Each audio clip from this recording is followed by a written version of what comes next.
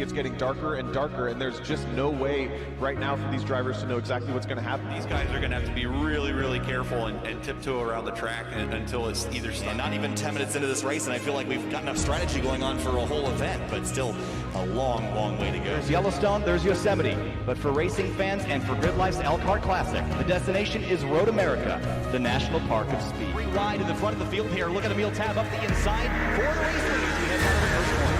Have no idea what they're coming into. Look at this field. They're 2 wide, 3 wide, a couple places slipping. Side by side for the race lead. 54, 48 through 3 and 4. Working lap number 60, 110 laps to go. Yusuf Ghali power move to the bottom of the racetrack, making the short way work. They're going to touch down the hill. This will be a great run for Fuller here.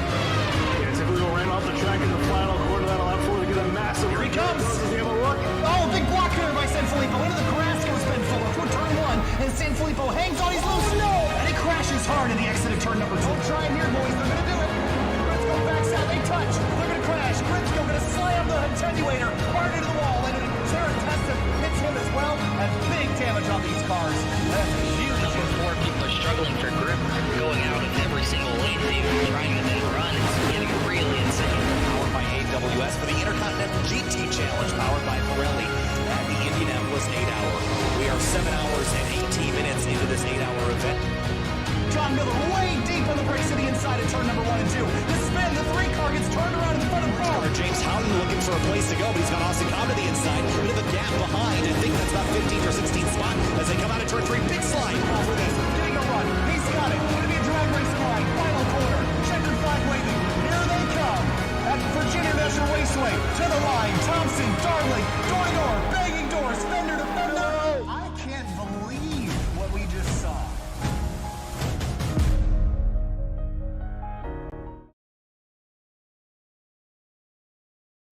The Finger Lakes region of New York State is a beautiful countryside drive at normal speed, but between the powder blue guardrails at one of the most famous racetracks in the United States, the deciduous trees and lakeside views blur together with the speed of racing cars.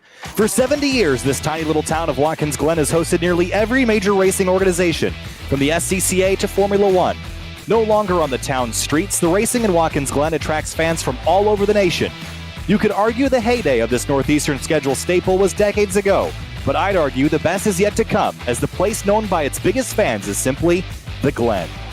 Welcome, everyone, to the hashtag Rescan the Glen 100. Kyle Heyer alongside Finney and DeCuna tonight for the next round of the season here in the Outsider Racing League. NASCAR Cup cars on the short course, a 41-lap sprint here tonight from the Glen. Finney, welcome back. Super excited to be back road racing for only the second time this season. The last time we went left and right was at Circuit of the Americas, around number 3, but this time a home race for both of us. Yeah, always fantastic to be at a road course with some stock cars, producing some of the best racing on the surface, honestly, if you ask me.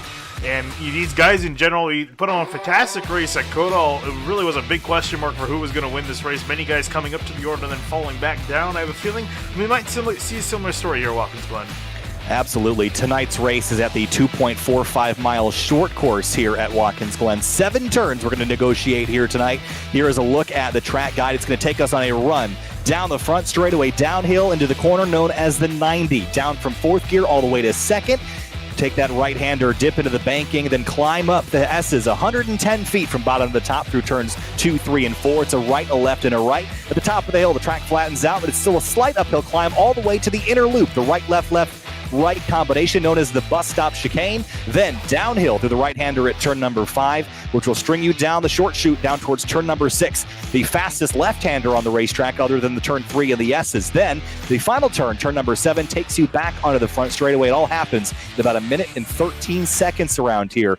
This track is very narrow. It's 31 feet at its narrowest, 60 feet at its widest. Top speeds of well over 170 miles an hour here on the short course tonight. So looking real forward to getting this underway. Finney, and qualifying tonight for the Rescan the Glen 100 is already underway. But tonight, I think the most important thing is surviving and making it to the end. Every time we come to a road course, Finney, and the only thing that I'm focused on as a driver is staying on the racetrack. Watkins Glen, New York, population 1,800 people, constructed in 1958, one of the oldest circuits in the country. Of course, this racetrack has held the first race after World War II in 1948 on the streets of Watkins Glen. So with this track being as old as it is, scanned in 2007, introduced in 2008 here in iRacing, the drivers have chosen to run a throwback race back to 2008. So a lot of the drivers running 2008 era paint schemes, Finian. I think that's very fitting. Yeah, notably, this is really the most notable paint scheme. Can't really get a good angle, Liam, if you can actually get out on the track. I'm trying to see if I actually can get a better camera angle on this, but it's got a Bass Pro Shop paint scheme, throwing back to the one for Chip Ganassi. A beautiful paint scheme. I really missed this particular design of this car.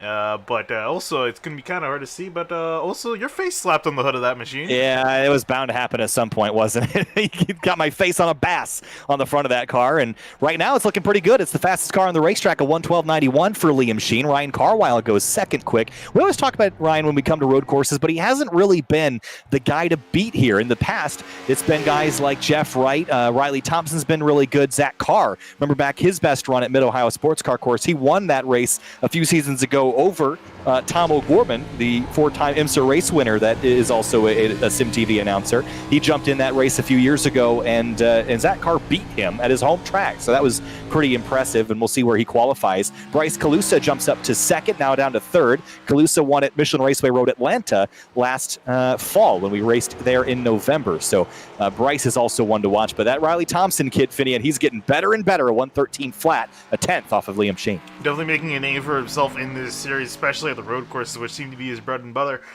Just a 10th off of Liam Sheen. It doesn't look he's going to be getting it back on the track, so I think he's going to be done with his effort and going to be sitting in second, which is definitely not a bad position at all. Also, notably, new driver Nick Robinson. I literally saw him join the Discord like about an hour or two ago, so very new entry for the series. Already flexing, almost showing some space, but not before Jeremy Miller with a fast time jumps himself up to the top of the board.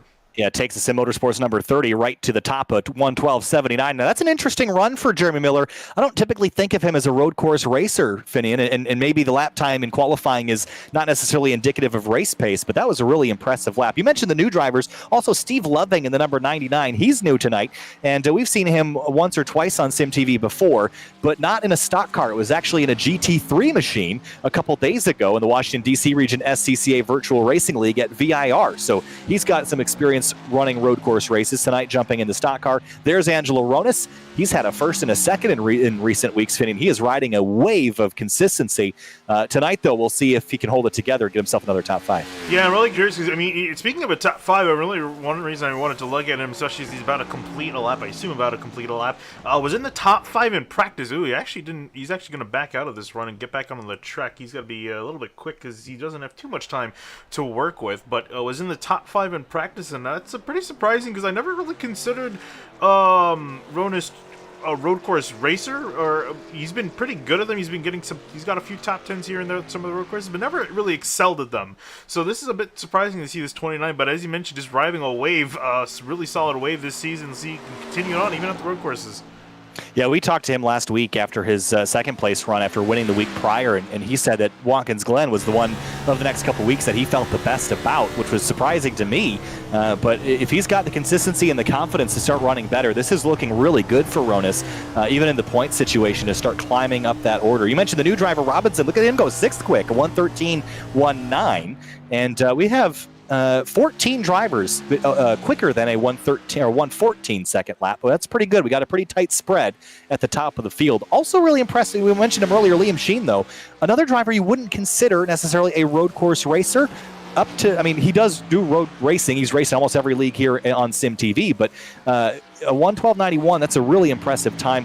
I'm just noticing how different this top 10 looks than we normally would expect at a road course race. And Finian, maybe because the Glen is probably the least road course you can race on. Yeah, it's probably one of the least technical tracks of the major road courses in North America, of the ones I could think of. It's very fast and very flowing, and for a lot of these guys that typically run ovals, I think it's a lifesaver, because we saw a lot of drivers struggle at Koto, because that's the exact opposite side of the spectrum from Watkins Glen. So I think, as you mentioned, definitely not too surprising to see a lot of different guys up there in the mix with our normal road races, because, I mean, it's still, again, at the end of the day, is road course, so the road course ringers are still going to dominate, but there is a little bit more of a mix, especially because you can imagine a lot of these guys have run Watkins Glen despite, again, not exactly being a road course driver per se. Right, this is one of those tracks that almost everybody in iRacing will own for one reason or another, whether you're a stock car racer or, running LMP2s and IMSA. It's a track that sees a lot of use across a lot of different styles of race cars. Now, most of the cars you drive here on a typical basis are pretty much flat in throttle from the bottom of the hill in turn 1 all the way to the inner loop, the bus stop. But here in the stock cars, Finney, we're going to talk about this in our Keys to the Race a little bit later. Super, super slippery out here, especially when the track temps start to climb. My concern today is the S's, and can you get through it and through those S's on lap number 1 when you're side by side? If you can get through there on lap 1, you're probably good, but this track, got to watch that right foot and those rear tires. Ronis just missing the top 5 that we're talking about. He's going to find himself in 6th by about 0.05 of a second. Missed that mark from Bryce Colusa, but definitely looking strong. And ironically, if I was just checking for Ronis last time we were here at Watkins Glen, that was February of 2020, finished 6th. So 6 may be the magic number for him. I'm sure he's probably going to be hoping for a higher magic number, though. Yeah, maybe a little bit better than P6. Got a pretty sizable field here tonight as well, and that's always good to see. Tonight, though, 41 laps. This is a short race tonight. We do have a stage break at lap number 15, so that's going to make the strategy a little bit predictable in some ways, Finian, but also the restart. You're going to get a second chance, a second lease on life here. So the first 15 laps, I think you're going to see some aggression for the drivers, knowing that they're not going to have to make tires last past 15 laps. I think it'd be silly not to push all out from the very start. There's a look at the weather. 73 degrees in the air, nice and comfortable here in the Glen in a March day. 97-degree track temp. Oh, that's not scorching, but it certainly is slick. Yeah, I think definitely something these drivers are going to have to manage, over the course of the run. And I think that's the big thing too of really what, if you're good at road course racing, you're typically going to be pretty decent at managing these tires, because you're going to need it. You're putting down a lot of power, even with the reduced horsepower that these engines have gotten over the years. They still put down quite a lot, and a lot more than the car can handle in a lot of cases, and they just start wheel spinning out of some of these corners. That's going to be, and even to the big thing, not even just getting on the gas, braking, a very important thing here too. Absolutely. We're going to skip the starting lineup here tonight, but when we get down to the grid, we are going to show you the keys to the race, and I'm really excited to talk about those because there's a few things in there that I think are pertinent to tonight's event, but there's some views of this beautiful Watkins Glen race course. Now we're setting up for the grid here tonight, and Finney and the keys to the race. Tonight, the biggest key to the race, the first and most important one, of course, is the slick surface. We were just talking about it, but keeping the rear tires underneath you, not just to keep yourself on course, but also to keep the tires underneath you for the duration of not the first stint, but after lap 15 all the way to run to the end, protect the Goodyear tires underneath your rear wheels. Yeah, absolutely. That's what we were just talking about too. You know, protecting it on gas, protecting it also while under braking. Don't want to lock those tires up because you're going to have to deal with those tires for the rest of the run, and hopefully you're not going to have to deal with it after the stage caution because that's going to be a long time. And while a long time is relative, this is, again, a short race, but it's going to be fast-paced. So that's our second key to the race. Short race, fast pace. You don't really get an opportunity, other than the stage caution, to reset. So once that caution happens, you've got your tires on you, that's all you got. You got to sprint all the way to the run to the end. That stage caution at lap number 15, that's always our wild card here in the road races. We don't have stages on the ovals. So this sort of simplifies the strategy just a little bit and turns this more into a sprint than a marathon. Yeah, and that's really going to be where these drivers are going to be looking forward to. And we saw that save quite a few drivers when it came down at COTA. We saw a lot of guys make mistakes in the first run, but they're able to manage their stuff, hold on for the rest of the run, and it was a big learning experience. So I don't think we're probably going to see quite that because I think these guys should know Watkins Glen pretty well. It's not too hard of a road course to understand. I can only imagine how many laps these guys have turned across, not just iRacing, but also many different games too. So there's not really a whole lot to learn, just managing the tire and also managing yourself around other drivers. Absolutely. See, the pace car here tonight is actually a vehicle, not just a 20XX make model. As we start to roll off down the front straightaway, nice to have an actual vehicle as the pace car here tonight. On the front row again, Jeremy Miller in that number 30, sharing the front row with the number 1. Starting lineup there, row number 1, Miller and Sheen side by side. Zach Carr, row number 2, Finian in the 37, and Riley Thompson in 4th. Yeah, and then moving on back into 5th, Bryce Colusa and Jeff Wright, Angelo Ronas, and then Nick Robinson. Curious to see what the new guy can do, starting all the way up in 8th. He's with some big names at the front. Curious to see what he can pull off. In row number 5, starting in 9th, Ryan Carwile, the number 71. Alongside him, starting in 10th, Jonathan Hernandez. 11th, Bailey Turner in the 24. 12th, Jordan Ashland in the 27. And moving on back in the 28, we find Clifton Cockrell, then Robert Gavin in the 75, Chuck Sweeting in the 74, with Casey Cottis in the 50. And starting in 17th, Eric Hutton in the number 88. And 18th alongside him, Hayden Pistorius, the number 99 Chevrolet. The 19th, Steve Loving, again for the WDC Region SCCA. 20th, Matthew Close in the 92. And moving on to the next row, Joshua Collins in the 76, Chris Stouffer back in the 13 car, Landon Kwapek in the 17, and Ray Massey in the 23. And the last couple of rows here, Brandon Bowers in the 31, David Mott will start at the tail in the number 4 if he actually did take the grid. He might have not. A couple cars taking the shortcut there in the bus stop chicane. If you do that during the race, you got to slow way down to give up the time gained there. We might see that, Finney, if you run side by side into the bus stop. There's not room for 2 if you don't accommodate for the driver next to you, so you might have to escape maybe once or twice if you're locked and loaded going in there side by side. Yeah, that's going to be really a big thing to see how many drivers are willing to go in side by side through that, because it can get really sketchy at some point, especially when you consider these guys later on the run, the surface getting a little slicker, and then also these guys having to deal with old tires. It sounds like a recipe for disaster. We've seen guys pull it off many times. See if they'll be able to pull it off at that point.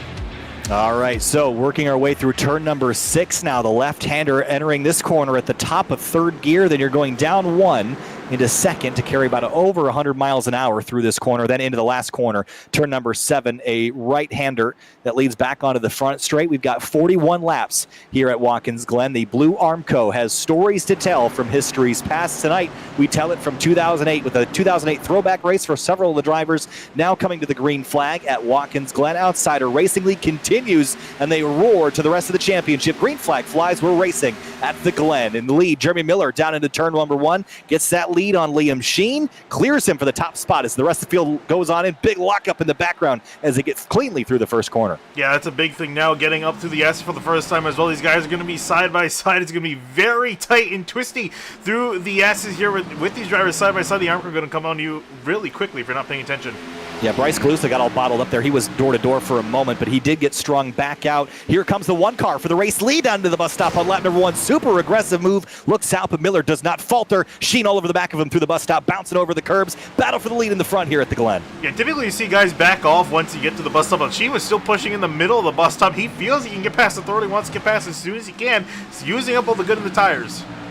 Maybe, but you see Riley Thompson right behind him, keeping the pressure on that trio of Toyotas at the front of the field. There's a car, wow, way sideways in the backdrop there. That's the 29 of Aronis. He got all sorts of sideways. Started 8th, he's already dropped a spot. Jordan Ashland in the background having a look at Ryan Carwile, but they're all going to stay nose to tail. Leader's off. Miller's off in turn number 6, and Liam Sheen goes to the top. The pressure worked. He cracked. Yeah, it looked like, I was just about to say, it looks like the pressure got him. He's actually pulling into pit road as well. Wanted to take a look at what happened. So I'm not sure if something happened to Miller. Maybe he has to fix something with his rig, but going into the penultimate corner, yeah, just got caught out, got caught up in the grass.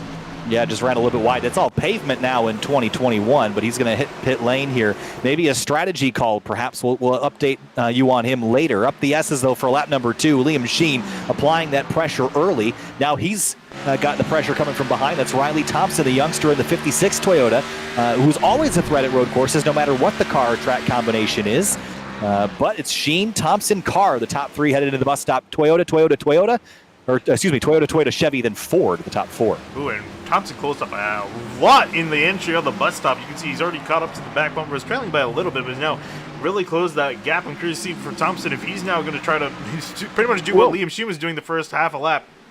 Yeah, a little bit wobbly there at the exit of turn number 5, and now Sheen protected a little bit at the exit of the corner, but gets back in line. Very tight at the front of the grid here. I'm not sure that we have our fastest driver out front. They might be buried 5th, 6th, 7th, because right now the leader has not been able to get away. Sheen a little bit off apex there, and Riley Thompson is ready to pounce. Yeah, you can see these guys starting to, whoa, as Thompson sliding out of the final quarter, not the fastest line around this track, and that's going to let Zach Carr try to have a look on the outside here heading into turn 1.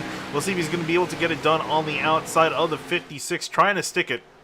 I like the outside here because you can carry so much momentum, but didn't quite have the run to do it, and Thompson will slot back into second. They lost a couple car lengths to Sheen in that process, but I like the outside if you can stick up there, because then if you can hold drivers left up through turn number 2, then you're going to pull ahead easily in turn number 3. Now on board with Jeff Wright, who's running 4th right now, typically the go-to driver anytime you come to a road course, but usually the more technical tracks is where this 2-car really seems to persist. The Glen in the past has been a bit of a struggle point for him, but tonight he looks really strong. Yeah, good to see what this 2's got in store. Looks like he might be playing this a little bit patient. Also, you got Bryce Colusa waiting in the wings in the 20 machine.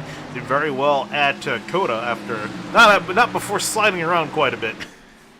Yeah, so now the field beginning to stretch back out just a touch. Bryce Colusa in that 20-car race winner from Michelin Raceway Road Atlanta back in November. He's ready to get himself another victory. About due for one as well, I believe. And right now running in 5th and actually closing in slightly on the group of 4 that began to sprint away in the early laps. Miller is back out on the racetrack in 24th place, so he did just come down into pit road. Not exactly sure what the reasoning was, but potentially just a strategy call here, Finney, maybe coming down and getting fuel early, but I can't imagine that would do you a whole lot of good. No, something must have happened that it's really, I don't think we're going to really find until after the race is over what happened with the 30, because I thought, maybe it might have been something that came out and he had to retire or something was going on in the background, but looks like he's ready to continue. But yeah, just really weird situation, I guess. So down the back straightaway for lap number 4. In behind, there's a car being pressured. That's that 70 car, the new guy, Robinson, with pressure from Ronis in behind him. Jump of the curbs through the bus stop chicane. And Angelo is keeping the pressure on that primer gray Chevrolet right in front of him. And we'll see if he can crack that nut right in front of him. But he's also got a little bit of pressure from Jonathan Hernandez in the 19. He got his first win at Talladega last season. Guess where we're heading next week? Talladega. Yeah, I think he's going to be definitely keeping his eye there. But this doesn't run too shabby. The road course is up ahead, though. Bryce Colusa making the pass to the inside of Jeff Wright, and Wright going to let him easily on by. So not too much of a fight for the Red Bull machine. He's now going to charge his way up to the top 3, who are slowly starting to break away.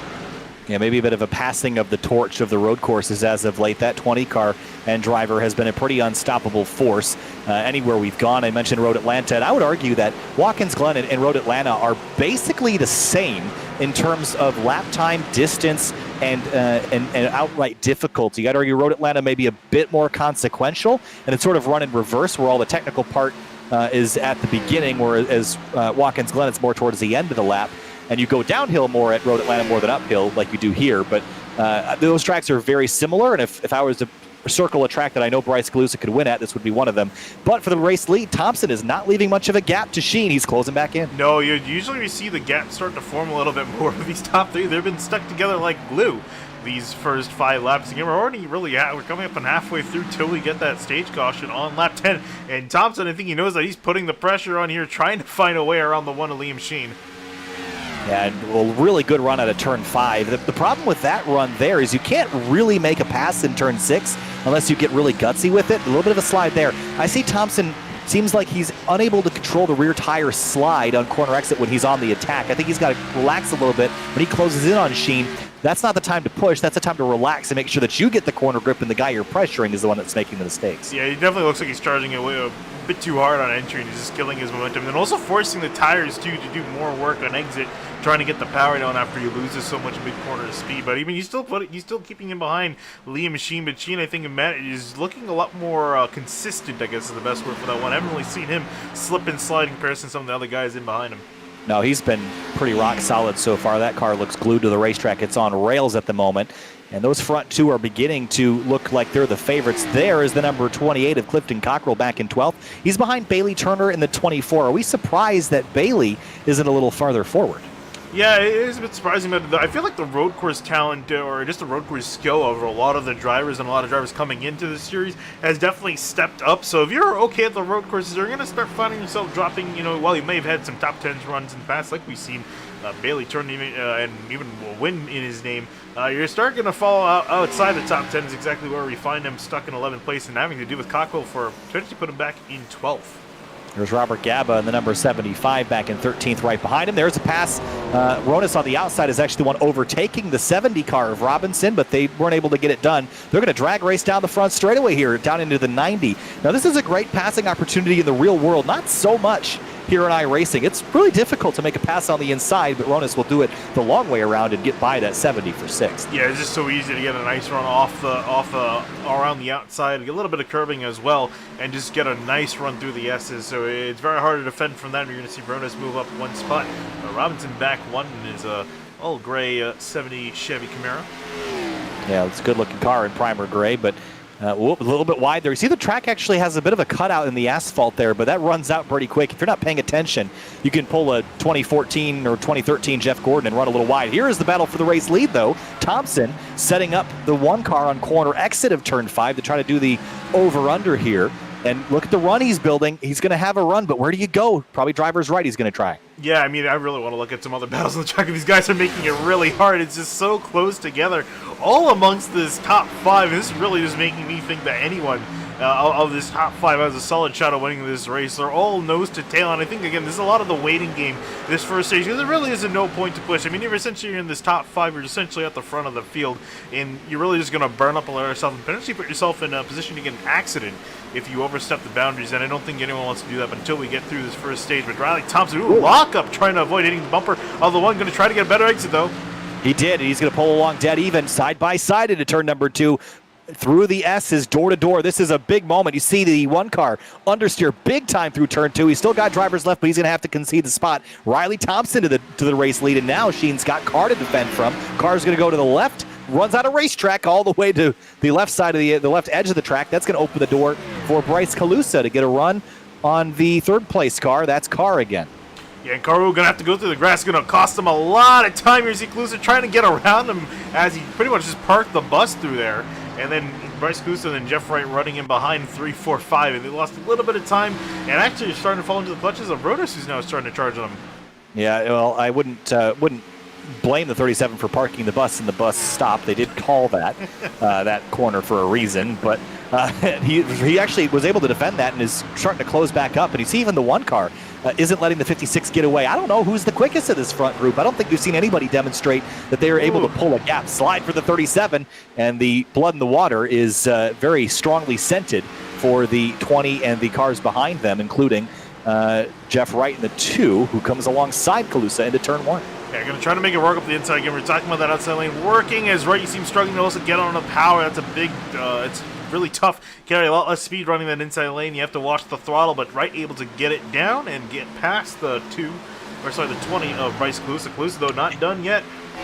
Yeah, Wright ran wide in turn 2, and it's really pertinent that you stay as far right as you can through that first right-hander and then climb up the hill. It sets you up for a better run down the back straightaway. If you're chasing it and you're too far left as you head up the hill, you're going to have a really bad time getting back online and carrying speed. You see that really shows itself down here in the bus stop where the 20 ran him back down on the straightaway and is now right on the rear bumper, setting up turn number 5. This corner is, I think, the most interesting one on the racetrack, Finian. You can run it 3 different ways. You can rim ride it like the Larson line, you can apex late, or you can stick yourself right around the bottom and rim ride the inside lane. So many different lines to choose from, and they're all pretty much equal, especially these big heavy cars that don't seem to care where you put them. Yeah, these guys coming around to start lap number 10 will be the last full lap of racing before we have the first stage caution, or really first only stage caution of the day. And it looks like Riley Thompson is beginning to gap the one of Liam Sheen. So does he have track position that he will not relinquish for the rest of the race? Because if we were to stay green to the end, it's looking that way.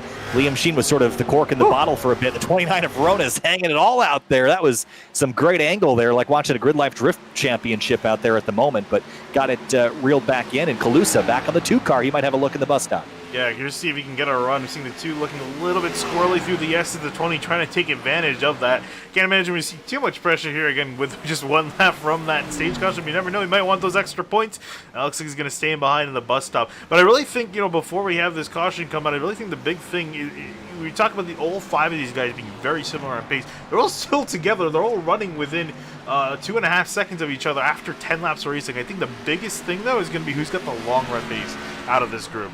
Well, it's looking like that 56, but as I say that, Liam Sheen hasn't dropped more than 1.5 seconds back, which really isn't all that much. So you're right, this is still very, very close at the front. Another reason not to get too frisky out there in terms of making passes or getting your elbows out. You're going to have to restart next to these same guys here in a couple laps, so don't make enemies this early because they have a chance to get you back. And as Riley Thompson comes across the line here, I think we might see the caution come out. I'm not sure when they're going to throw it out, but that's going to complete the first 10 laps under green for these guys. Exact car back on Liam Sheen. So climbing the hill now through turn number 2. I heard lap 15 was the stage caution. Oh, was it 15? Oops, sorry about that. Pretty sure it was lap 15. No worries. It's just at least that's what I heard earlier. Sheen in the 1 car is now looking a little bit ragged. He dropped 0.5 second between turn 7 and turn 2. And now he's got the 37 right behind him. And I don't think that Carr has been able to put that much pressure on. I think Carr is a much better driver out in clean air. But if he can get by this 37, he's got a little bit before he can run down to 56. I'm curious to see what the raw pace of Carr is tonight. Yeah, and I really think this one, he's really starting to fall off and bunch these guys all in behind. So as you mentioned, once these guys get some clean air, they can chase back Riley Thompson, which I'm actually kind of surprised because we saw Riley hanging it out in behind Liam Sheen. Sheen, by comparison, looked a lot more composed, but Thompson, he's got a lot more speed in this car than Sheen. I'm not sure, again, if he's pacing himself or trying to, but he's looking a lot slower, and these guys, I think they're getting a little impatient in behind. Yeah, maybe, and you can see that the train is forming up again behind the 1 car. So as this race goes on, the patience is going to begin to run out. The 2 car of Jeff Wright offsets his way into turn 1. That's just a distraction tactic to get Zach to look up in the mirror and just for a split second be distracted from driving the race car. Now, you're not Jeff Wright was not going for a pass there. There was nothing to pass. There's no way that he can complete that. Just a distraction tactic to make Carr miss his marks. He didn't, and Carr stays 3rd. Yeah, actually pulls away, right? I feel like he's been really struggling in the S. Has been his weakest part of the track. And you see Colusa putting in the grass, trying to get a run here. He's now pulling to the right side. Can't quite get there before they get to the bus stop. Past a 1/4 mark of this race, so it's ticking by relatively quickly. And the battle for second has been hot since the drop of the green flag. It was for the lead for about 8 laps. And then since then, Riley Thompson beginning to put his skills out on the table.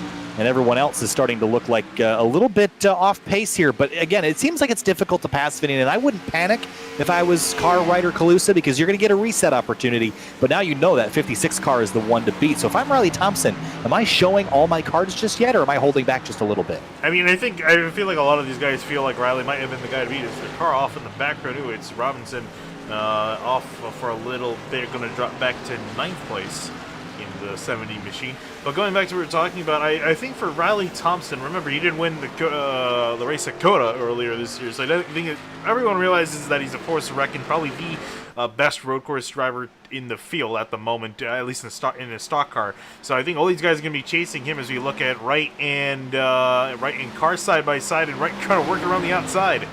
And he's going to get it done, and that's going to open the door for Colusa to get by the 37 car as well. So looks like Zach is going backwards 2 spots, right up a few, and Bryce Colusa has been sort of treading water here for a little bit between 4th and 6th. Wow, big jump for the 2 car over the curb, super aggressive, but completes the pass and also gains some ground. So that bus stop area, Finney, we all know it. It will pay you off for being aggressive, but at the same time, if you don't get that just right and sling yourself through the curbs just the right way, you can catch a bad bounce and make yourself look real silly. Yeah, you really can. You have to respect the bus stop, but you also need to find a quick lane through there because that will make or break your lap as far as pace is concerned. Because the rest of the track, I would say, is fairly easy. You know, a lot of nice sweeping, gentle turns to work with. Bus stop, you can really just either end yourself in the arm car or just be really slow through that section. Well, I think one of the discussions that the Penske Racing drivers had a couple years ago was Joey Logano likes to set up his car for the bus stop, and it's Brad Keselowski that sets his car up for the climb up the hill and the run to the bus stop. There's Casey Lakatos. He set his car up to look silly.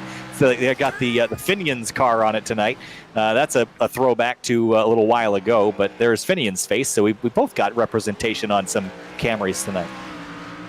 You're running in 16, trying to work past Robert Gaba at the moment. Yeah, Gabo's back there in 15th place and getting a little bit tight here with the 70 and the 71 car of Carwile, who we saw really strong in the qualifying session, at least in the early moments, but he dropped back relatively quickly and hasn't been able to advance forward, but has pressure to the back of the 19 car, Fernandez. You know, and Thompson will lose a lot of time through the carousel trying to find a lane through and grip the car up, but Carl now trying to build up a run on Hernandez. The battle for 7th place between these 2 drivers. Up in the front, no changes there. Riley Thompson still leads by 2 seconds over Liam Sheen. Then it's half a second back to Jeff Wright, but that gap is closing very quickly on the run down to the front straightaway. This is going to start lap number 15, so we should get our stage caution this lap by. And we'll re-rack him, restack him, and everyone will get the opportunity to come to pit lane. Sheen's going to run a little bit wide. Here comes the 2 up the inside, and maybe Sheen's going, wait a second, I thought we were supposed to get a caution flag. So he's going to have to, well, he's going to give up that spot. Maybe that's on purpose, though, to line himself up 3rd, be on the inside for the restart. That's kind of big brain thinking there, but that could be potential. All right, guys trying to make chess moves here, line themselves up for the next restart. I believe they should get it at the end of this lap. We're really professional trying to... Yeah, super good, super prepared.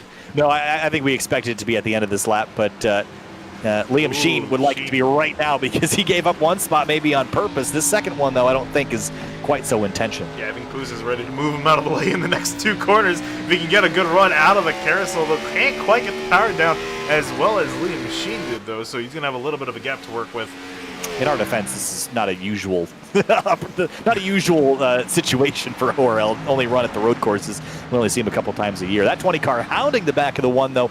As that car dropped off a little bit, I thought he'd have more pace than this. The 29 car, though, is looking a lot quicker. He was gaining some ground. Caution out, lap number 16 for the stage break here for the Outsider Racing League. Hashtag rescan the Glen 100. Riley Thompson so far leading the majority of the laps tonight, Finian, and that 56 TDR Camry is looking rock solid. Yeah, he's done a fantastic job. Led 8 of the 15 laps that we have completed so far. And I think the rest of those laps, Liam Sheen, 7. I think I said vast majority. I think I should have just said majority. one more lap on the markers for the 56 O'Reilly Thompson. All right, pit stops. This is going to be a pretty straightforward pit stop for me, Finian. 4 tires and fuel.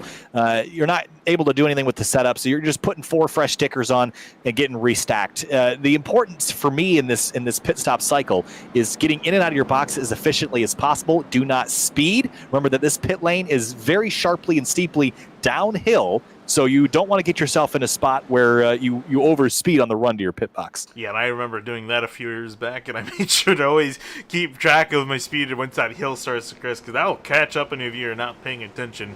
So for a lot of these guys, just a matter of just keeping your nerves down, especially if you're near the front, and making sure you get in and out of your box effectively. If you missed your box, especially if you're this top 5, it's so close, you can't afford to make a mistake.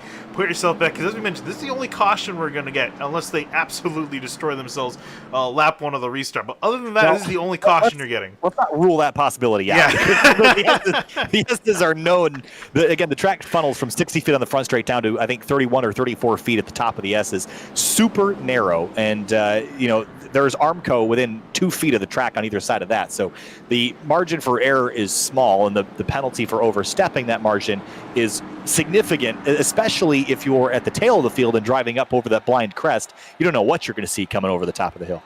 And here comes pace car down pit road, and you can expect every single driver to come on down. I think we might see Casey Lakatos typically likes to come in and try to lead a lap, but I don't think you actually probably pull that strat here. It's kind of hard to get yourself back on the lead lap with it being a road course, but everyone filing on down, and you can also imagine everyone taking 4 tires. It's also difficult because this pit road speed is almost the same as the pace speed, and you wouldn't have been able to pull ahead enough to lead the lap that time through. So it was probably a smart call to just come on down. Remember, downhill pit lane, we got to watch out. The pit road contact was a big discussion. Also notice the asphalt pit box for pit box number 1. That's where Liam Sheen is. That's going to be a little bit less grippy than the concrete ones that everyone else is in. The asphalt properties are a little bit slipperier, a little bit different. Going to react to heat a bit more. And Jeff Wright pulls off very quickly. The 56 does as well. Sheen's going to beat the 2-car off pit lane, though. He will line up on the outside of the first row for the restart. Again, I like that outside lane, Finian, but you got to be on the restart to get that spot, or be willing to carve in right behind. Did the 56 get a penalty because he dropped a spot? Yeah. Or he might have just came out second. I think he might. I'm hoping he came out second. That would suck for Thompson. I think Sheen beat him out to the box because of the first stall. I think the line is right there at the exit of the stall, and Sheen having that first stall. If we go back and have a look here, awful close. Thompson's the one farther up the road there. I think that Sheen, look at the line where the green cone is, Finian. Watch this line. Sheen's going to get to it first. He's the leader. Yeah, and it's really surprising because typically you would think that the leader would get the... see Liam Sheen. Did he get a penalty? I don't know. I don't think so. There's just a lap down car. Okay, he's just fooling us now. I think he's throwing it back to prior to 1992 when they didn't have the pump stop. Who's in the front of the field? Oh boy. I can't see the strategy working though. No, there's no way. I think he's just. Will he lead a lap? Maybe. Is this a strategy to win the race? Absolutely not. I don't think so. Maybe he's going to pull something. I don't think we need to pit again, so why do this? Yeah, I like again. He did again, as it shows there. He did qualify up in first, but it's not going to save you the extra 15 laps of tires that you spent running out, unless you're really babying those tires. Which, even if you are, it just would not work. So I'm curious to see if he's going to come out. He did actually come down pit road. Same thing with Robert Gava up ahead in the 75. So let's see if both these guys are going to pull on down. No. I don't agree with that. Oh boy, here we go. I don't know who's... a little bit about making it through the S's on the restart. You can throw all that out the window. We're not going to make it. I'm an optimistic guy, Finian, but there's no way that this works without a mess. Yeah, I was going to say, there's a certain point for that optimism. Like I was saying, I don't know who's on top of the box for the 30 and the 75. Probably should be fired. Yeah. Take it out. Take it behind. This is Ferrari. This Ferrari level of competition. If one of these two wins this race, we're gonna look real dumb. But I'm fairly confident. I'm not a pro road course driver by any means, but I think I can say that an extra 15 laps, especially when you don't need to come back down pit road, it's gonna be not ideal. But I don't know. Let's see if these guys can pull it off. I'll be amazed if they can. And note that Bryce Colusa is just finished third in the 12 Hours of Sebring last weekend. So he's riding a little wave of road course momentum. Good to see some of the ORL drivers stepping outside the oval bounds and heading over to the roadside once in a while. We got cookies over there, so it's always good to have people come to the dark side, you know. But let's line them up, re-rack them, restack them, double file restart here, Finian. Going back to our keys to the race, making it to the end, and of course the stage caution sets us up for the run to the end of the race. Now, the restart is the most important piece of this, and the most chaos of this race, I think, is going to happen in the next 90 seconds probably. So get prepared. Pull your belts tight because you're going to need to. Now, again, Riley Thompson starting second. I don't think he's in a bad spot. I like being driver's left here. It's just about that run to turn one, and then how you get by those front two without making a mess. That's really the big key. Yeah, that's really going to be the big thing for everyone near the front of the field is getting past the 75 and then 30. 30 of Miller, maybe not too bad. Again, he qualified on pole, so he's got some pace. For Gab, I'm not quite sure, but even in general for both of them, those old tires are not going to do them particularly well, I think is the best way to put it. But we'll see what happens here. We'll find out in just about 2 corners. Yeah, maybe something's going to happen here, whether it's clean or not. We're yet to see. Time to go racing for the hashtag Rescan the Glen 100. We go racing on the high banks of Talladega Super Speedway next week. This week, though, the tiny town of Watkins Glen, New York, plays host to Outsider Racing League. Pace cars off. 75 at Gaba is your race leader. Green flag back in the air. Already struggling on power, and here comes the one car. He's going to go middle, 3 wide for the race lead into turn 1. Yeah, Lead Machine wasting no time to get through. These guys wants to get through them as efficiently as possible. Zoom going to tap the 30, and Miller, he's going to go around turn 1. Yeah, he spins at the exit of turn number 1, but Jeff Wright gets through to second.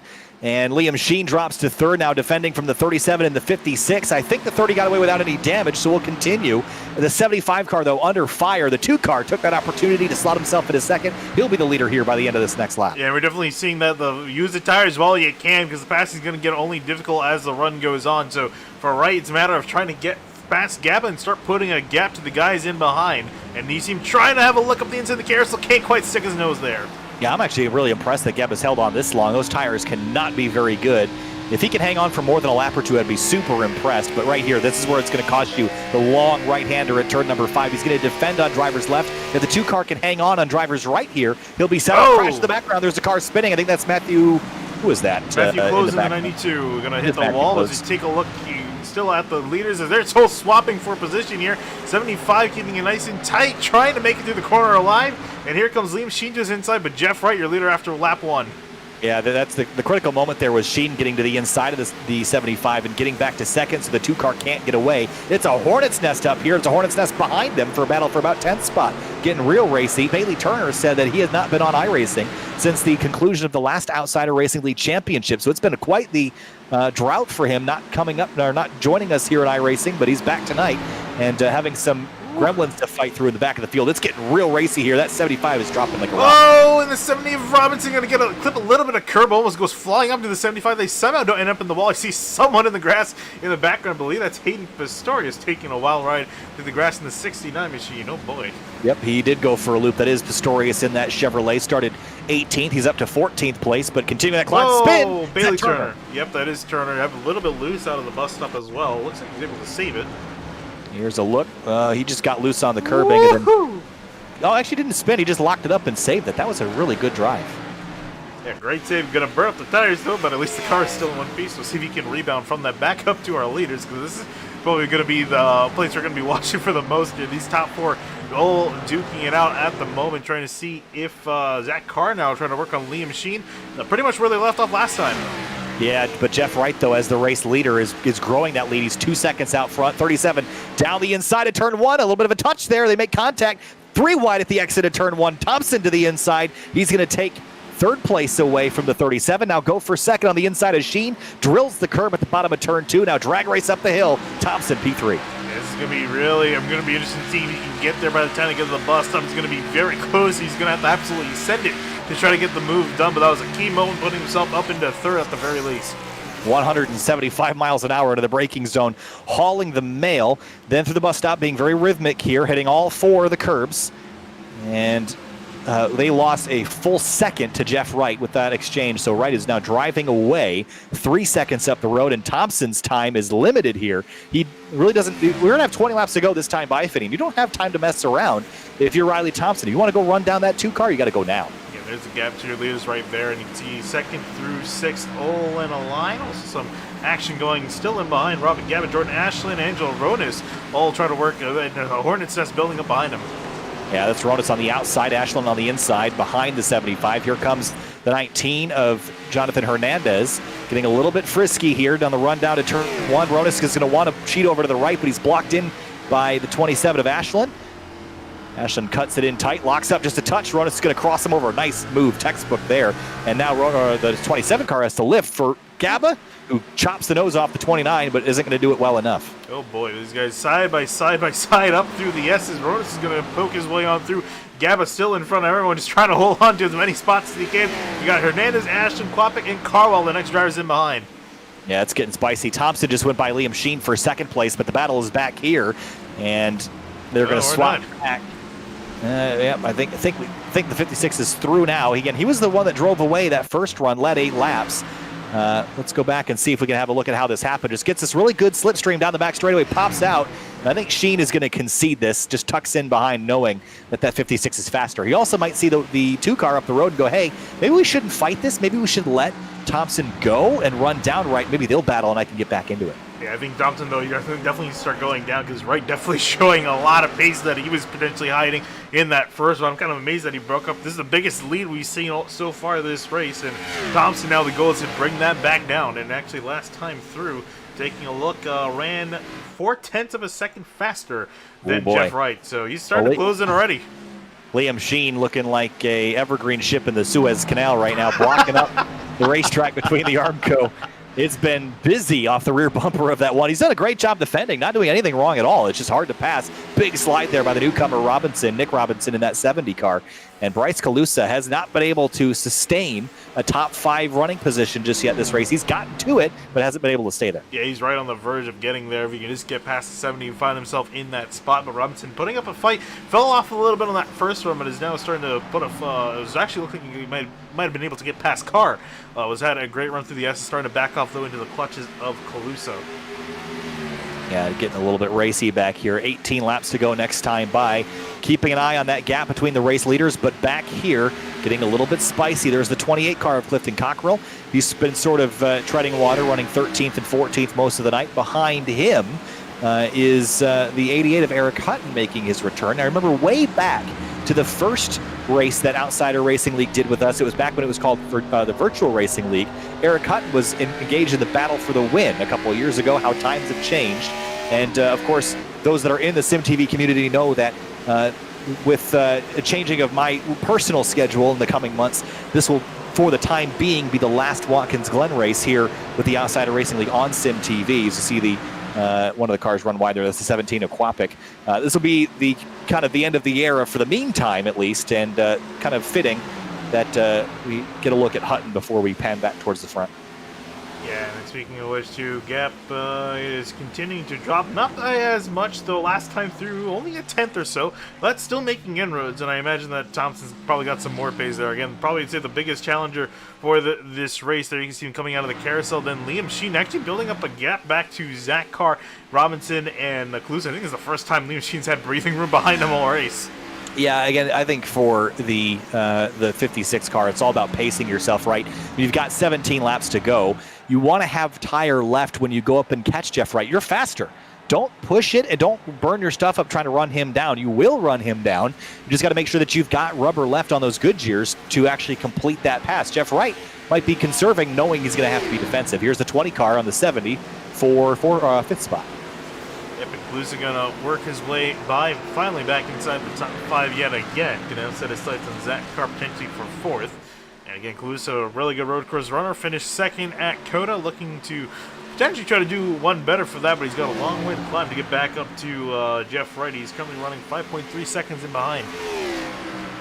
So now the field is spread out just a little bit. This is when you're just clicking off laps as a driver. You're getting yourself into a groove, and you're focusing strictly on making passes where you can. The 24 on his charge back forward after that mistake a few laps ago, running down the 88 car, and in front of them there was a little bit of a maneuver. As you see the 28 at Cockrell have a look at the 75. I'm actually pretty impressed that Gabba's only fallen back to 12th on tires that much older, but I don't think this is going to pay off in the long run for him tonight, Finian. He was running about 14th to 15th before. I think he's going to fall farther down than that. Yeah, it's only going to get worse, really, for him throughout this run, but it is pretty impressive. I thought he would have dropped completely like a rock. Hasn't quite been the case. One person who did drop like a rock, although had a little bit of help, was 30 of Jeremy Miller, back all the way back in 20th. He's been trying to climb his way back forward, still with those old tires to work with. Yeah, up to 20th place, and behind him, that, I believe, is the 20... What car is that? The 23 of Ray Massey. who has only run a couple races this season, but he's been very hit or miss on the different schedules that we've had. Kind of been all over the board in terms of finishes and running position, but tonight been a bit of a struggle. I'm sure road course racing maybe not the forte for the Massey machine. There's Casey Licata's having a bit of a scrabble with his teammate.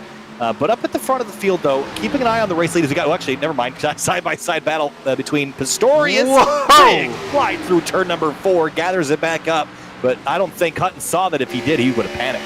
Yeah, I think Bailey Turner was probably panicking. He just saw the 69 hang out in the S's, almost went flying into Hutton, but somehow they make it through the bus stop in one piece. Now Turner all over the back of Aiden Pistorius. Turner starting in 11th, back in 17th, though. Yeah, but he's better than 17th. He was running better than that before his slide. But right behind him is Chuck Sweeting in the number 74, joining the Outsider Racing League for a more full-time schedule this season. Also sort of stagnating in the 15th to 18th running position, but looks pretty racy right now, especially with the battle in front of him shaping up. I think that's an opportunity to maybe grab a few spots. Let me see if he can get it done. He's still looking at these guys. These guys have not been able to get past Robin Gabb. He's actually kind of settled into a groove, it seems. And this is what we saw with Liam Sheen earlier. Sorry to cut you off, but we saw that it's difficult to make passes. So if you're close on pace, you can hold people back for 3 or 4 laps. You will get past. It just delays the inevitable. And also taking a look, I saw the gap between Bryce Colusa and Carr starting to get brought down a lot more. So Colusa making inroads for that 4th place spot here as they work to the bus stop. Yeah, and look at the gains through the inner loop. That's so important to get that right, and Colusa is on it right now. And I think that's been the struggle maybe for the 37 is Watkins Glen is a track where you have to sort of chuck the car. And you think about where the 37, where Zach Carr got his last road course win, that was at Mid-Ohio, a much more technical racetrack where you're slowing the car down and being very gentle with it. Here at Watkins Glen, you're chucking thing into the corners, hoping it sticks, sliding it around. It's a very physical, demanding racetrack that requires a lot of bravery in some sense, and the 20 car seems a little bit better at that right now. As you see him pressuring the 37 due to a mistake, he's going to get him, or at least have a look into turn 1. Yeah, he's going to got a great run out of the corner. Looks like 37 is going to get on the brakes on the straightaway, and now the 20 going to get past him easily by the time they get to turn 1. So Carr, he knows he's starting to struggle at the moment. Oh, almost gives a little bit of a bumper to the 20. Not sure that's good luck. Go get him, or I want that spot back, please. Yeah, I think it was just carrying a lot of mid-corner speed, but the reality is you want exit speed more, and if you have to give up a little bit of mid-corner to get that, that's okay, and that's what the 20 car seems to be doing. At the front, though, between Wright and Thompson, I've been watching that gap. It's come down a little bit, but it's not drastically dropping. It was at 2.6 a few laps ago. Now it's at 2.15. It's better for Thompson. Ooh, Thompson, mistake there. Look kind of slow on the Yeah, exit there. Inconsistent is what I'm seeing, and now negative 2.6 seconds. Think back to when he was behind Liam Sheen. He was struggling on the attack. He has not been able to keep the rear tires underneath him, and now he dropped a half a second alone in this one lap. Yeah, I was going to say, he did a great job. Actually, I shouldn't say that, because we did see him even in the first run, too. He was hanging the back end out, so I think that's probably the biggest struggle. And again, consider where Thompson is usually driving. He's usually driving sports cars or cars that typically can get on the gas a lot better than a stock car can out of some of these corners. And that's a really big thing that I had to learn to manage, coming from doing more road course stuff, to kind of easier the throttle foot a little bit, and not be so heavy with it on the gas, and really just managing those rear tires. And I think we might see the 50-60 might have ruined them a little too early. And even last time through was, I think I'm trying to do the math here in my head. Help me, please. I think about 7/10 of a second. Looks like it was Raleigh Thompson slower to right. Yeah, the throttles in these cars are not toggle switches. They are dimmer switches. You got to be real gentle with them. They're very gradual, and you got to get on them in a gradient, right? You can't just slam the pedal to the floor and go.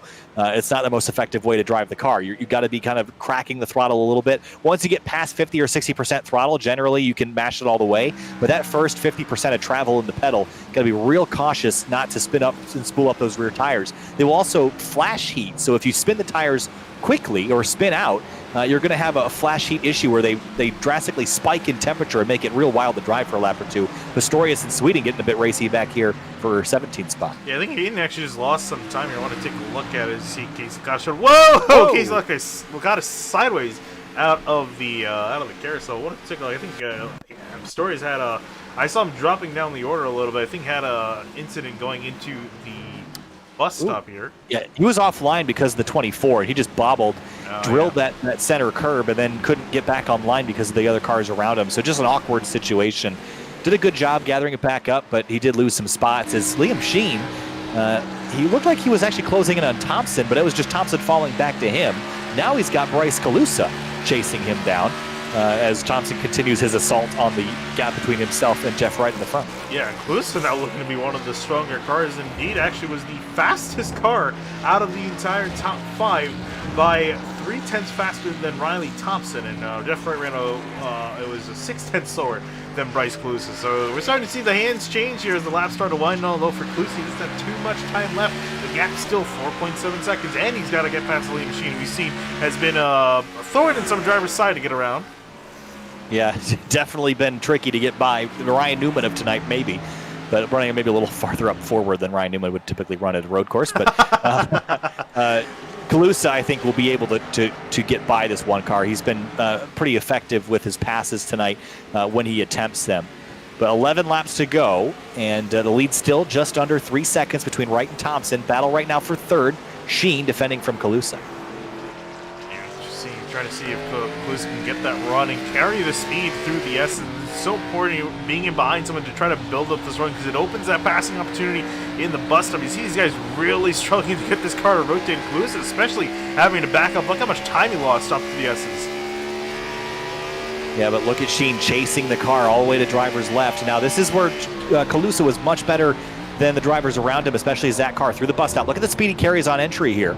Through the middle, he's okay, giving up a little bit of time, but on exit, he gains a little bit more. It's all about entry and exit here. You can give up the middle if you can carry some speed leaving in the corner.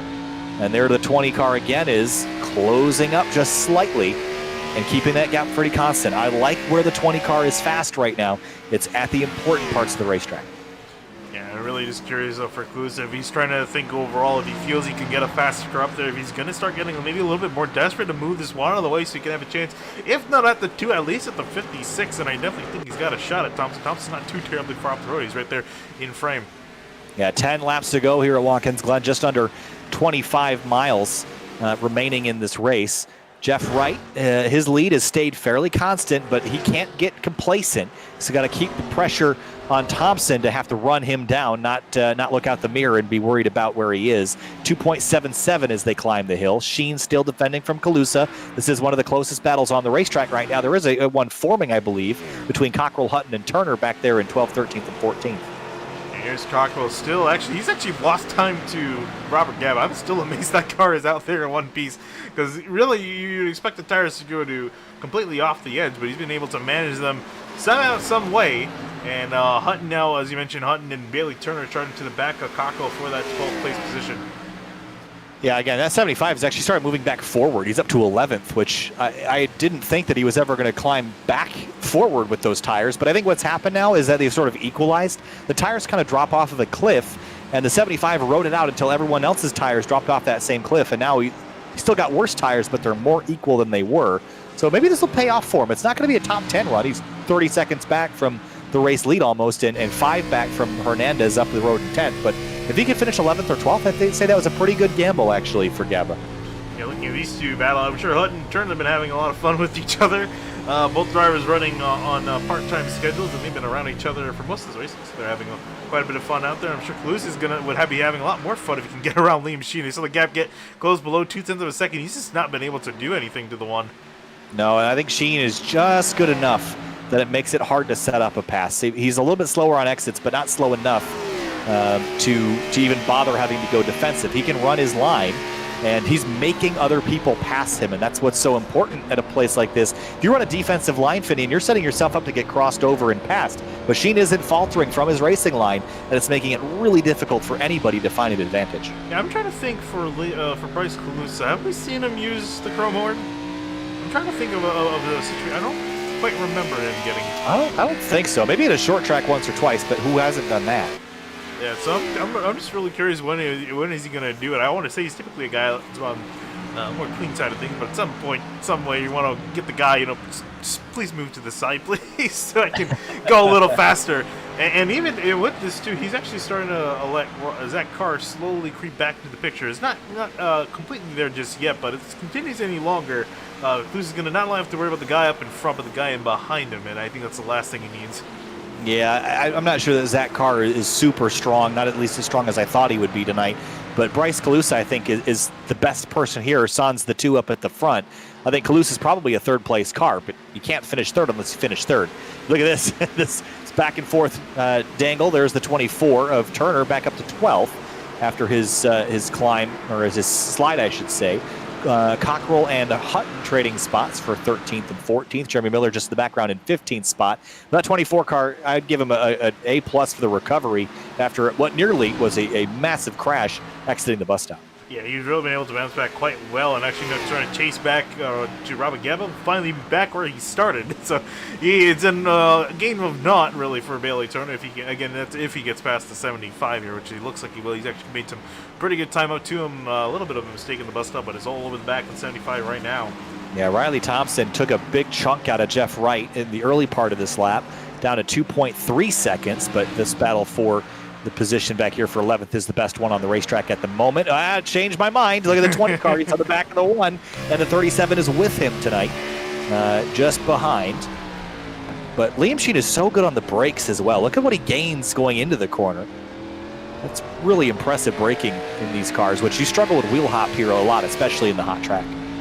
You see him having to lift up so much just to get a decent amount of speed to get the car to rotate, and tries to get that speed back up, but hasn't been quite able to get it. Ooh, Sheen, a little bit of a mistake, a little bit of a bubble. Here comes Colusa trying to get that run. Yeah, again, Sheen's a little bit slower on exit, but not slow enough that gets the 20 car alongside. He gathers it back up and continues before Colusa can launch an attack on him. So it doesn't really allow Colusa to have a legitimate try at the pass. You got to be alongside him before you can change positions, Finian. So running nose to tail, you're not going to get anywhere. But here he is again. The difference here is that you can keep, pop out of the mirror, take a dive, and distract Sheen. But so far, no one's been able to really do that. Working on here through the penultimate corner for these guys. I'm really amazed that Colusa has his patience. I don't typically like to get into people. I don't think I really have or had. What you're saying is you would crash him if you were Colusa. I would give him a little bit of a bump, especially down in turn 1. That last time through it's so tempting as a driver. Just go just a little bit further, just push him out of the way and be on your merry way. But even this time through, he's right up on the bumper. But again, he's choosing to race clean. Props to him, because I honestly wouldn't at this point. Look at the run again at the exit of turn 1, but where do you go? What do? You can't pass side by side through there unless you get alongside before the corner starts. So they'll have to sit in behind him again. They've lost all hope of running down anybody in front of them, so this is really only a battle for third now. Thompson is way gone.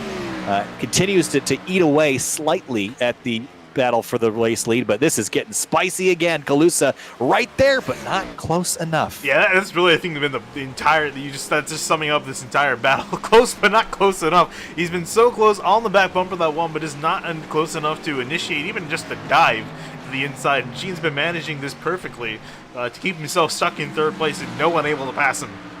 Battle for the lead is under 2 seconds for the first time in about 10 laps. So Riley Thompson is beginning to find an advantage over Jeff Wright. But how much is either one saving? I think Thompson has managed to calm himself back down a little bit and keep the rear tires underneath him. But as Jeff Wright got more in the tank, or has he been running it out all the way? And back to the third place fight. I think that 20 car is much better leaving turn 7. But again, until you get the quarter panel alongside the nose, there's really no opportunity to go anywhere. Yeah, I think it's just what he's been struggling. I think really at this point, I think he's going to have to hope on Liam Sheen making a mistake, and that's really been Liam's saving grace. Right? I don't think I've seen that car step out of bounds. Actually, no, he hasn't. I don't think I've seen him make a single mistake so far. Yeah, maybe the restart, you could say, was a little bit out of order. That was the only time because he was fighting for position. But other than that, he's been clean, crisp, not a single mistake, wobble, or any contact with anyone this entire race from that one machine. He's been very consistent. That's I think the saving grace that's been keeping him in the third place spot. Colusa on the other end has been a little slidey here and there, and that's been costing him. He's not been able to get anything to work with the one on Liam Sheen. This is your closest battle on the racetrack. Actually, it's a little bit of a lie. Here's another close battle on the racetrack between Robinson and Carwell. It was really close. Robinson lost a lot of speed and time through the bus stop. Great debut, though, for Nick Robinson. How about this? His first race with the series, running top 10. What a way to start. And you go to Talladega next week. That's an opportunity to win a race for anybody. So this is going to be a good first couple rounds for the 70, I think, as long as he can stay out of trouble in Alabama next week. But really impressed with his pace tonight, and he hasn't made a lot of mistakes. He's still got all the fenders on the car and hasn't been turned around or off track a whole lot, which is, if you can keep a car on the blacktop at a road course, you're probably going to have an okay finish. Yeah, and looking really strong. Curious to see where he's going to do at the ovals. I hope he does stick around, because he's looking to be a pretty solid competitor in this series, and that's what we need more of. Oh no! Oh, jinx him. Okay, get the camera off of him. No, get the camera off of him before we commentate or curse him. There we go. Click away. No, you're going to look at him again? I want to take a look at this, because this car all sides of sideways. We're going to jinx the poor kid. Oh, man. All right. Oh, boy. There we go. Now get off him. Let's get away before he crashes and we're responsible for it. Jeff Wright, I will say I'm so impressed. This all goes back to the restart. Remember the two drivers out in front that didn't take tires? They restarted in front of Sheen and Thompson, and Jeff Wright came down the inside 3 wide with the car spinning to the outside and took the lead away. What an unbelievable drive it's been. And Thompson off track in the background. He went wide at the exit, turn 6, 4 tires off in the dirt, and definitely struggling trying to run this 2-car down. Take a look at that. I actually completely missed it. Oh, yeah, you can see right there off into the grass in the penultimate quarter. So I think that's kind of, I don't want to say sign, seal, deliver for him, but someone else also off, and that is Jeremy Miller in the 30 machine. Yeah, is that damage that just happened, or is that required? Oh, there was definitely contact with he and Gabba in the 75, and then he looped it. Yeah, looped it there on the exit of the bus stop. That was a little awkward there for sure, but some damage, not going the way that he expected it to go maybe, but it all goes back to that strategy, pitting early after leading the opening couple laps, or being close to it at least. Yeah, I'll go back. I don't want to go back to that. I think we've been on that battle long enough. Take a look at Jordan Ashland and the 70 of Nick Robinson. I think they're about to start spicing him up here. And I haven't talked much about Ashland. He's been running pretty well this race so far. Yeah, he's been doing good. Up inside the top 10 here, and he's been involved in a couple, what I should say are spirited battles towards the middle of the pack, and he's kept all the fenders on it. And like I said, keep it on the blacktop, you're going to have a good run. Top 10 run for him. He's going to try to do 2 better than that and grab 8th. I think Robinson's a little bit off. I think he's burned those tires up. We saw him sliding around, and the 27, I think, is a little quicker. Yeah, I think it's really just a matter of the 27 just trying to put Robinson out of line just a little bit, and that car will either spin or have to yield, and we'll see him yield the spot. I think he knows that he's struggling. So Robinson going to yield that 8th place spot to Jordan Ashland. And there's only one battle starting to spice up. Here comes Colusa to the inside. First move he's been able to make for the last 10 laps. Going to get himself on through, but Sheen not done yet. Yeah, he got him down there. Oh, big slide and a touch heading up the hill. He's going to be offline. Sheen ready to pounce again. I told you, if you get pushed offline here, it's going to mess up your entire back straightaway run. So Sheen's going to have maybe one opportunity to get it back, but I don't think he's quite there. Wiggling and wobbling, trying to keep the power down, but Colusa did it. Power move to the inside in turn 1 and goes to the race lead with 2 laps to go. He waited until Sheen was maybe sleeping a little bit, got through. Now can the one keep the 37 car behind him? Yeah, let's see if the car is going to be as patient, or if not, this immediately move, because you only got a lap and a half left to go for these guys, and he got a 4th place spot hanging right in front of you. So see what the car's going to do. Colusa, they're going to try to drive away as quick as he can. I think he's going to definitely probably save some tires. Being stuck in behind the one has been truly able to unleash the beast, I would imagine, that's in that 20 machine. Yeah, Carr is not going to waste any time. He might give a little bit nudge here in the closing laps. This time through will be white flag for Jeff Wright. 1 lap to go in the number 2 car as we enter our last 2.5 miles of racing here at Watkins Glen. Behind him, though, Zach Carr in that 37 Finney, and right there, ready to party for 4th spot. And Carr trying to look to the outside lane. That's going to kill his run and kill his tires a little bit there, as he's going to be slipping and sliding, trying to gain traction. Up the hill now. Sheen trying to hang on to at least 4th after leading the opening few laps of this race, dropping back behind and then defending like his life depended on it. He's done a great job tonight, but it will not be a podium. At the very least, he could still get a top 5. That 2 car, though, Finian, he's been rock solid tonight. Just a gentle climb forward, took the opportunity on the restart, and is now leading the way on the run down to turn 6. Yeah, did a phenomenal job, and I mean, hey, if you're kind of hoping for Riley Thompson to get back up and pass him, there's one good reason for him to not get there, because Jeff Wright, as he comes out of the final 2 corners, he'd be the 8th different winner this season. Yeah, Jeff Wright, 9th in the point standings, missed a race early in the season. He will come out of turn number 7. And at Watkins Glen, it's going to be a road course victory again for Jeff Wright. The 8th winner in 8 races this season. Jeff Wright wins at Watkins Glen. Riley Thompson just shy with trying to do the road course repeat tonight after winning back at Coda. Couldn't do it. Colusa picks up a podium in 3rd, then it's 4th. Liam Sheen limping that car to the line. Ooh. Will Jets get there ahead of Angelo Ronas? Not sure what happened to the one car. I see some major right side damage to that machine. Yeah, let's go see what happened to the one car. Again, he was slated to finish 4th. Does he catch some grass here on? Oh, he already had that damage, but he just slips maybe in turn 7. Yeah, I don't know what was going on here. The car was struggling. Fuel? What happened? Oh, yeah. I think he's out of gas. Wow, really interesting way to end that, but Sheen will drop down to 5th. We're still going to talk to him after having a race like that, but wow. We're going to talk to a few different people here, most notably our top 4. But what a race. I mean, Watkins Glen always puts on a good show, but there were some really tight battles. Then it divulged into some strong mid-pack battles towards the end. But Jeff Wright going back to victory lane, this time at another road course. And is he also out of fuel, or is he just kind of, no, he might still be under power. Hopefully he's got enough left for a burnout. Yeah, we'll do a burnout too. We'll see if he does it the proper way, as you suggest. Well, while we wait for that, we do have Liam Sheen waiting for us. Finished 5th in this one, Liam. Man, if there was anybody out there that looked like the evergreen ship in the Suez Canal, it was you tonight. Just being the roadblock, but driving defensively and very, very well. Didn't see a lot of mistakes tonight, Liam. Take us through your night. Obviously, didn't finish maybe quite as high as you deserved, but a strong run. Take us through your evening.